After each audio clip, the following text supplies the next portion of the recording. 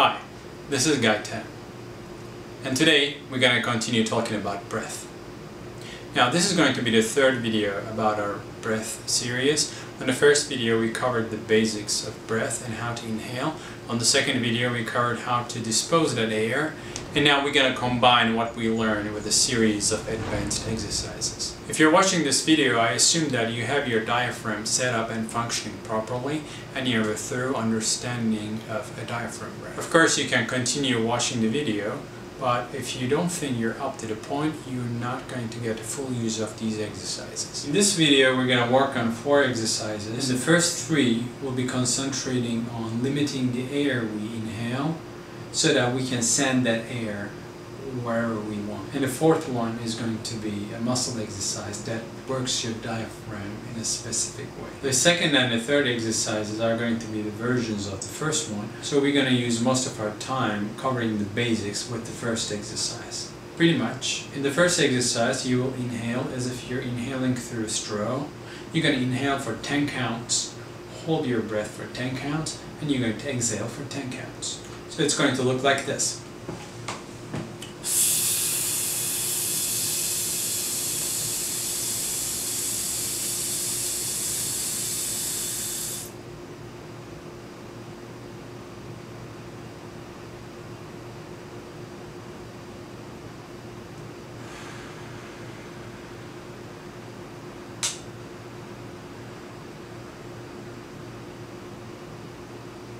Now the first thing we have to concentrate is you have to have some suction when you're inhaling, yet it's not going to be too strong that you get filled up before 10 counts.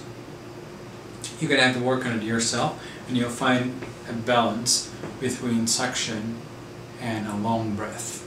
The second most important thing is you absolutely have to inhale below the ribcage line, which is here. I want you to feel where you have your ribcage line. Now this is a strict border between a low breath and a high breath. Now once you inhale past this just a little bit, this border is breached and the lock up here starts engaging. You will start to hold the breath with your throat, and that's going to cause a lot of tension up in here, and we really don't want that. The whole purpose of these series of breath exercises to contain that air right down here. Also, I want you to pay attention to your posture when you're doing these exercises.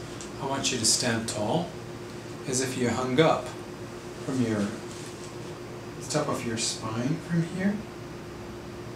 I want your shoulders down, yielding to gravity. You're going to feel as if you're creating space between every spinal disc you have.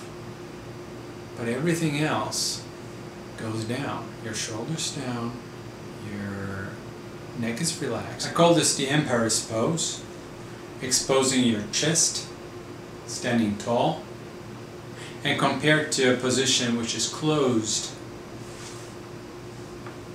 this is much better for breath. Practically, your air tube works like a rifle. The longer it is, the most powerful your breath is going to be. So without any tension, I don't want you to tense yourself to stand tall, just like a hung up puppet. I want you to stand tall naturally. Now back to the first exercise. We have 10 counts, pretty much 10 seconds to take a full breath. Now first thing you're going to encounter is probably you will inhale, but you're not going to last 10 counts. In the beginning you will most probably fill yourself up when you're halfway through the exercise. If you feel that you're taking too much air, what you need to do is just narrow the hole in here a little more and limit the air passing through. Still, I would narrow the hole before I'm cutting on the suction, because we definitely need a suction for this exercise. When I'm doing this exercise right, ideally I want to be around 70-80% breath capacity when I'm at 7th or 8th count, so that I speed it up a little bit. I start to inhale more air as I'm topping off. So now that we're taking a little bit air, you will find that it's easier to place that air wherever you want to place it. So what I would do, I would send the first 2-3 counts as low as I can, then a couple of counts a little bit higher. So when you're around here at your belly button, I would have access to the back, and I would send a couple of counts back in here, and you should be around 8 or 9 by now. I would finish it up. I would top my breath off by sending the last 2 counts on my rib line, but not over it. I'd like to think that there is a strong elastic band right under my rib cage, and I would like to inhale the last 2 counts, expanding it right in here in this specific spot. In time you're going to see that this is going to create a line of resistance right here that will seal off your diaphragm as if it's a one-way valve that you inhale, you don't have to do anything, it holds the air and it releases it automatically as you need it. You're not going to feel this in the very beginning, but working on this for a couple of weeks, you should start to feel that there is a clear line here between emptiness and a whole, full, relaxed breath capacity. Now I'm telling you all I know about this exercise, but you won't be able to digest it all at once. You just have to keep experimenting. I would start with, taking a breath for 10 counts. Then I would try to send it low. I would try to casually send it somewhere around here, not in the same breath. Use every area in different inhales. And the more comfortable you get, it's going to be easier to utilize different areas in one inhale. And eventually you'll be able to do it all. And finally, as the last one, I would start inhaling. I call it topping off. I would start topping off my breath, the final 2 counts of my breath right on the ribcage line. Now, during any breath exercise, it's absolutely necessary that you stay completely relaxed around in here, in your abdominal muscles. Don't pretense anything. When you inhale that low, what happens is all the organs you have in here, they are being pushed down. So if you're tense with these muscles, they occupy a lot of space and they're going to resist back. So you want to have that flexibility around here that is going to allow you to expand down, and it's going to be really hard not to expand in your chest cavity when you have that friction in here. You absolutely have to have no tension in here when you're taking breath. It is nothing. There's nothing you can prepare here before taking the breath with the muscles. You're not pushing anything out. It's just you're taking a breath. You want that breath to go down, and it goes down. You don't have to babysit it. You don't have to prepare anything before taking the breath. Thus, you shouldn't. This is pretty much how I feel most comfortable with the placement of breath.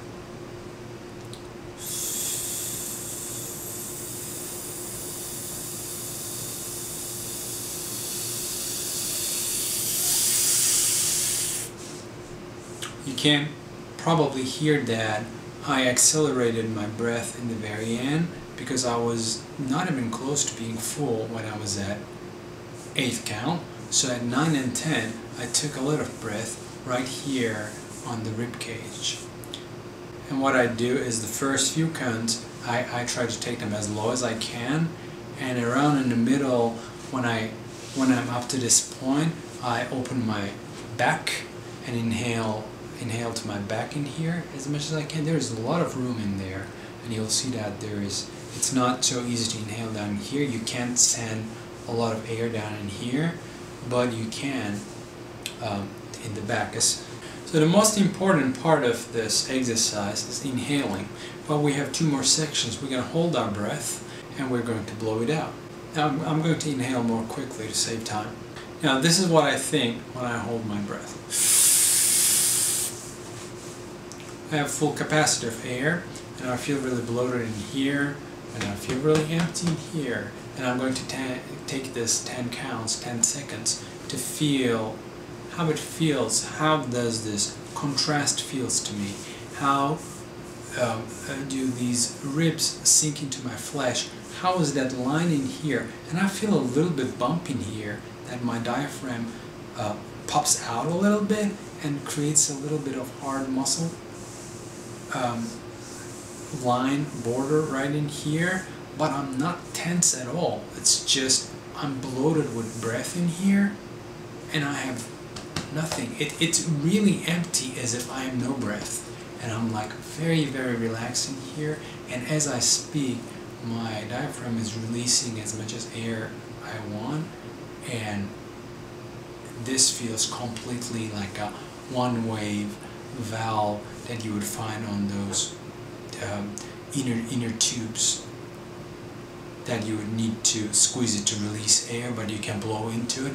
It exactly feels like that. It's very secure. I don't have to do anything at all to hold my breath. It's just holding itself. This is what you should be exploring when you're holding it for 10 seconds. And you look at your rethink your posture and see that when you're tall, and if you try to create a little more space in the discs, between the discs right in here, when you stretch this, you feel that you're bloated in here. You have a better understanding of how much air you have contained in here. So once done that for 10 seconds, what you're going to do is you're going to blow that air out in 10 counts.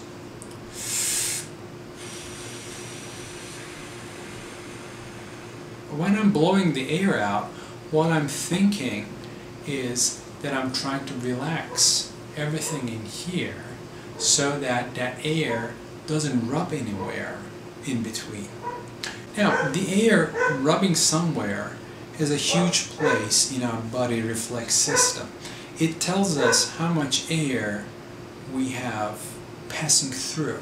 So if you go up to a random guy on the street and say, take a long deep breath, what he's going to do is he's going to create a lot of friction in here just to prove himself he is taking a lot of breath. So if I ask you to blow out a long breath, then what you're probably going to do is tense it somewhere, so that as that air is rubbing through a bottleneck you created around here, you feel that it's passing through. We really don't want any interruptions on that breath. So if you actually can blow out that air with no interruption in here, you will kind of lose the concept. You will kind of lose the understanding of that air passing through, and your mind is going to lose the concept of the space, the distance you have in here, and what's going to happen is you're going to feel as if your diaphragm is right in here, and the distance between your diaphragm and your lips is just like next to nothing. And if you do this absolutely right, sometimes you won't even be able to tell that you're blowing out. When I do it right, I sometimes have to put my hand in here to just verify that I have air coming out. Because that air is not rubbing anywhere, my brain has no ways of knowing if I'm exhaling or not, but I know that I'm depleting my air. I feel right on the tip of my lips that there is air going out softly. So the bottlenecks, either you're going to create a bottleneck around here, or in your throat, with your vocal cords getting in the way.